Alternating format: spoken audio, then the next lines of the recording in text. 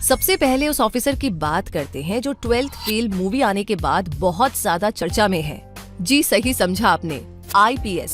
इसका full form है Indian police service. ये पोस्ट संविधान के आर्टिकल 312 के अंडर बनाए गए 3 ऑल इंडिया सर्विसेज में से एक है। गवर्नमेंट ऑफ इंडिया के सेंट्रल सिविल सर्विस का ये ब्रांच एडमिनिस्ट्रेटिव और डिप्लोमेटिक सर्विस के लिए रिस्पॉन्सिबल है। करंटली IPS को होम मिनिस्ट्री द्वारा कंट्रोल किया जाता है। IPS ऑफिसर बनने का सबसे बड़ा अट्रैक्शन है यहाँ पर मिलने वाला रुतबा। एक IPS ऑफिसर को असिस्टेंट सुपरिंटेंडेंट ऑफ पुलिस या ASP, additional superintendent of police या additional SP, superintendent of police या SP, assistant inspector general of police या AIG, senior superintendent of police या SSP, deputy inspector general of police या DIG, inspector general of police या IGP, additional director general of police या ADGP और director general of police या DGP जैसे post पर नियुक्त किया जाता है। IPS ऑफिसर बनने के लिए किसी कैंडिडेट की एज कम से कम 21 साल होनी चाहिए और मैक्सिमम एज 32 साल है। हालांकि कैटेगरी वाइज एज लिमिट में छूट भी दी जाती है। किसी भी अप्रूव्ड यूनिवर्सिटी से ग्रेजुएट या इक्वल क्वालिफिकेशन होने पर एक कैंडिडेट IPS एग्जाम के लिए अप्लाई कर सकता है। इसके अलावा अगर एप्लीकेंट अपने ग्रेजुएशन के लास्ट ईयर में है तो भी अप्लाई कर सकता है।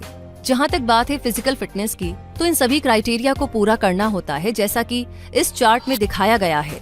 IPS ऑफिसर्स के सिलेक्शन के लिए UPSC का सिविल सर्विस एग्जाम देना होता है। इस प्रेस्टिजियस एग्जाम के 3 स्टेज होते हैं: प्रीलिम्स एग्जाम, मेन एग्जाम और इंटरव्यू। प्रीलिम्स क्वालिफाई करने पर मेन एग्जाम देना होता है और मेन एग्जाम क्वालिफाई करने पर इंटरव्यू राउंड के लिए बुलाया जाता है।